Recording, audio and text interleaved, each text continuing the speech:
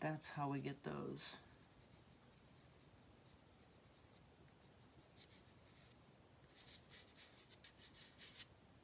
Clouds have light areas and shadowed areas. One of the girls Saturday sketching today with us asked me to share with her this process.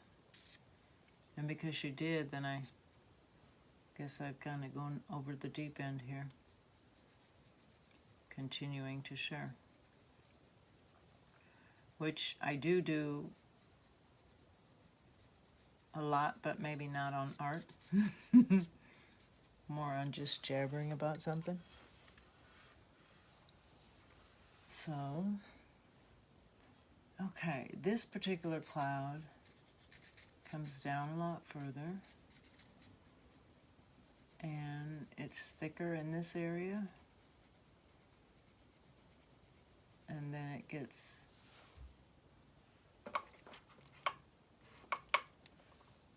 there's a division right in here where we literally see back to the sky. So I'm looking at this shape right in here and trusting when I put my trees in, yeah, it's going to be high enough. Okay, this is going to go back blue. Don't love that green on there. There is a point in pastel when you put enough down, and at that point you can tell that you almost need to quit because there's so much pastel down that it looks more vibrant when I look back, so I'm happy with it. I need to turn it a little bit, or turn you guys a little bit. There. It looks vibrant when I look back at it, and that makes me happy. But this side is a lot darker than this. And in the visual above, the whole thing is dark across there. From here all the way across. So I need to take that dark tone up in here a little bit. I don't have to have a lot of it, but there needs to be some continuation because we somehow lost it.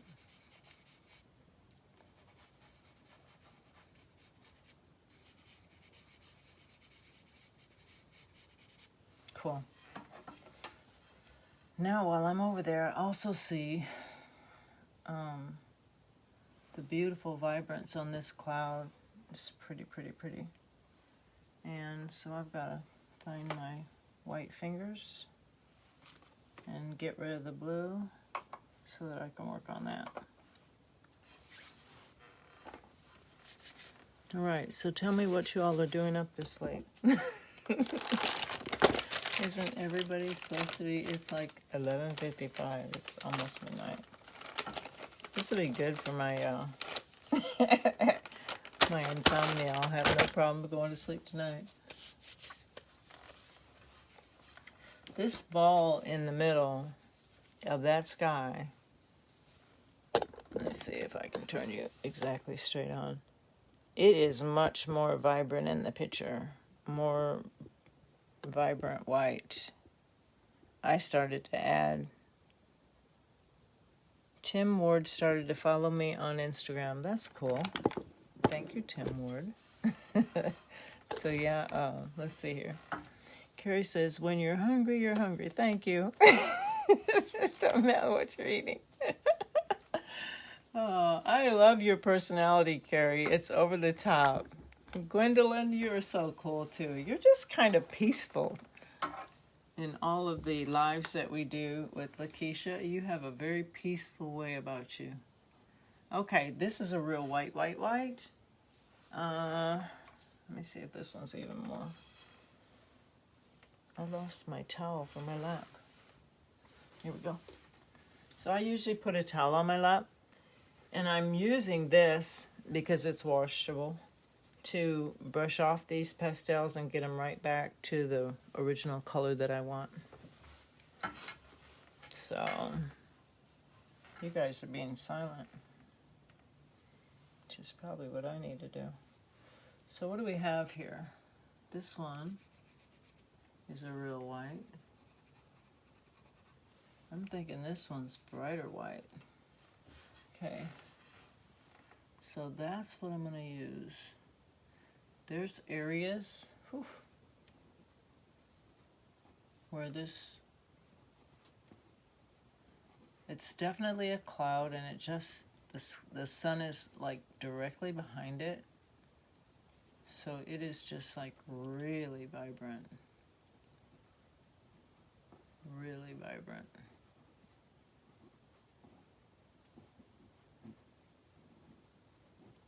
And it's pretty good sized. That's probably, oh yeah, that's working. It's funny how when I look back, I can see how it's working versus looking directly at this. I don't know why that is, but it happens like that. So that is casting some awesome light down on here.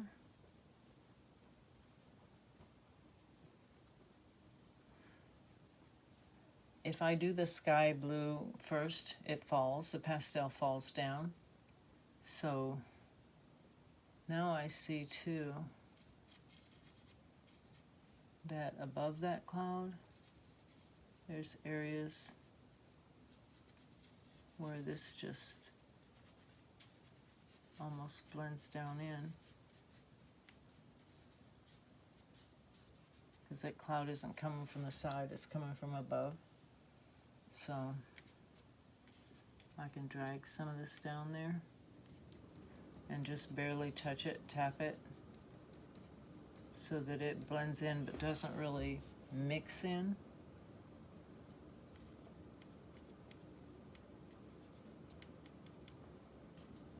It's not straight, so I'm going to make sure that those areas pop down. Huh. This is fun over in here. I think maybe my upload, because it was alive for over an hour, the upload was just taking forever. So this is what I saw when I pulled this white out, and I wanted to use this one. I see an area here where that sunlight is hitting this cloud. I see an area here at the forefront where it's hitting that cloud. And then there seems to be something right back here that's lighter. Notification on Instagram. I wish I could do this on Instagram, but I don't know how. But I probably can.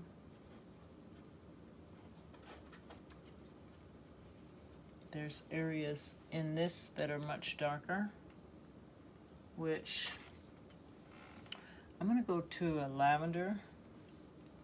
Make sure it's right. Yeah, that's a deep lavender. I see like a zigzag in here. So it kind of goes this way, goes that way, comes across this way, angles up. Okay. So once it's in there, then I can work on the details of connecting the dots. And I can also then blend it back so that it looks natural and not contrived. Man, I love that. So I'm going to take that in here too. I really love that. Wow. That deep lavender. Yeah.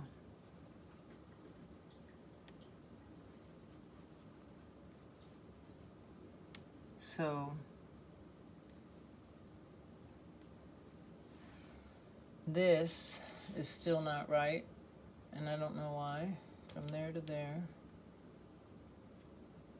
this swings up so much.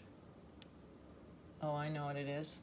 I've got to take my blue back because I took over too much of the sky. So we know that's in the right spot.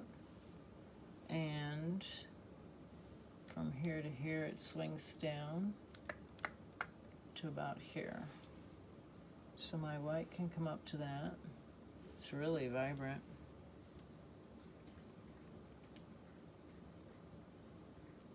There's that little cloud that sits out there by himself. This arm stretches out and over.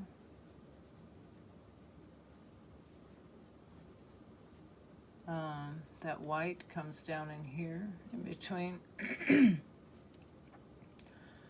then it's hitting, the light of that is hitting the top edge of this cloud, which is really fun. It's lower, but the light is hitting it. So now, but this one mine doesn't swing up like that, and I guess it's my shadow doesn't swing up there. The shadow has to swing up and under, and then it gets dark in here. At this point is where we go, okay, how real do we want to be? And if we go away from it for any length of time, whether it be for the night or for a week or whatever, going away from it gives us the opportunity to come back and look at it tomorrow. And it's interesting because you can rest, and then I find myself coming back around the corner with my coffee in the morning and going, oh, this needs to be done, or that needs to be done, or oh, I see this little detail that needs some changing. So, but we're working from top to bottom just because pastel falls, and I've got this here to catch all of the dust. It's literally creating dust on those pastels that are sitting there. So, I think you can see them. Do I have you in the spot? Yeah. But all that dust falls, and we catch it with a foil down below. All right, now, there's some fun cloud in here too, but I'll do those later. Not yet, I think. I mention it and then want to do it. So from here to here, there's this one that is cool. It's highlighted and wisps over. And there's also one that angles down, which I think is so cool.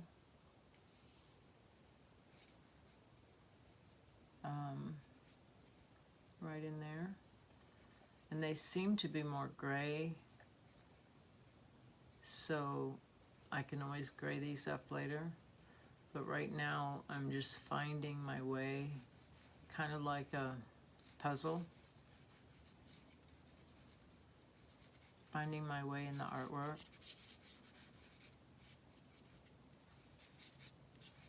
I love clouds.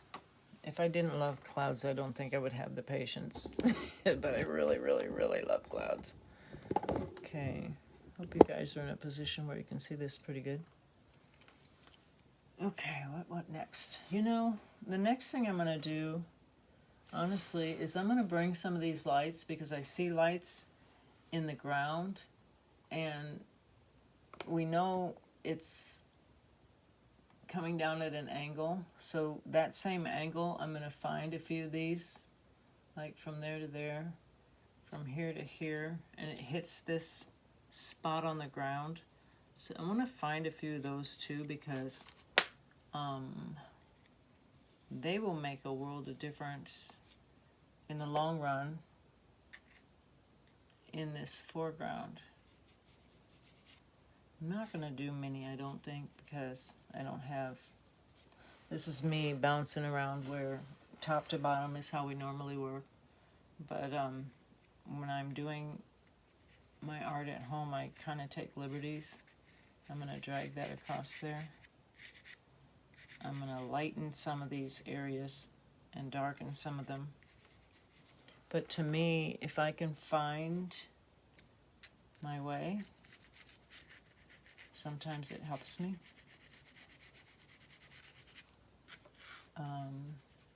to see some of these things in here. Helps me find my way through the artwork.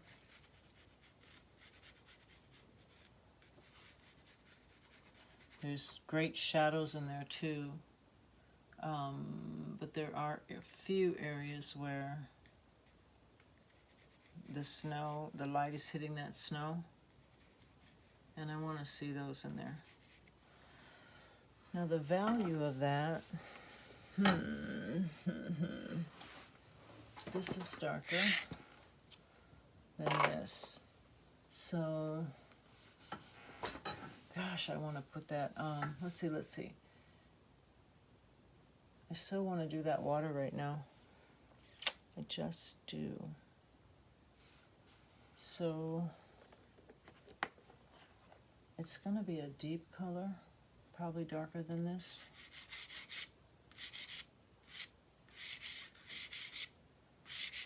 I'm going to drag some of this across there just to give myself direction. That's darker. I want to just start seeing that water on there. It's more of a gray. This is definitely a blue.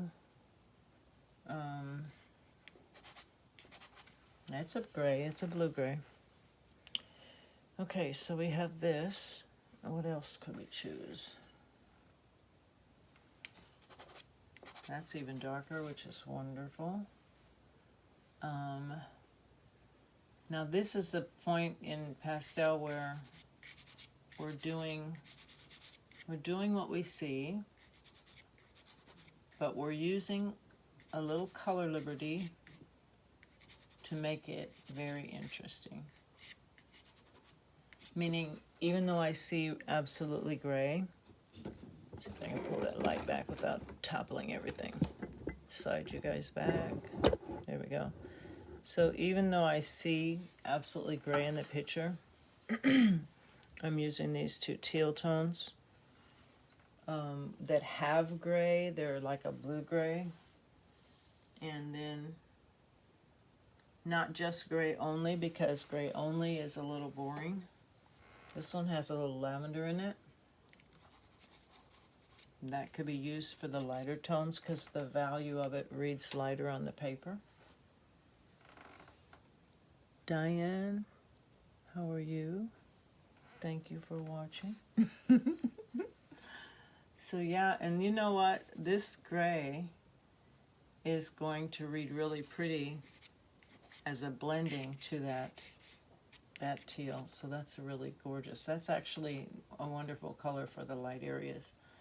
And I can put a few of those in just because I see them.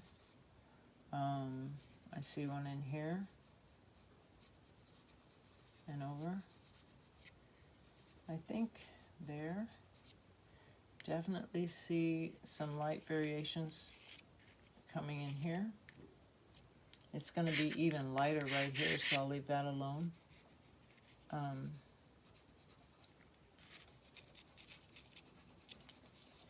I tell you what.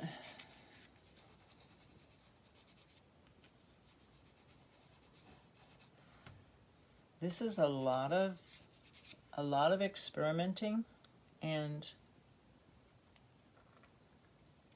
I think that's probably one of the fun things about pastel. So water always whips across, and it's darker.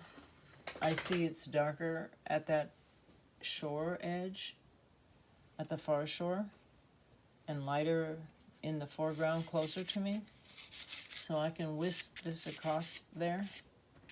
But I also know, because when it goes across those light tones, it's going to create some interest. I'm not going to do it completely because I'm not ready to do that yet. But I do want to find, an even darker one to put at the edge of the bank. Yeah, this is dark, all right. So at the edge of that bank, where the water meets, it's really dark. So I can do that, and I can,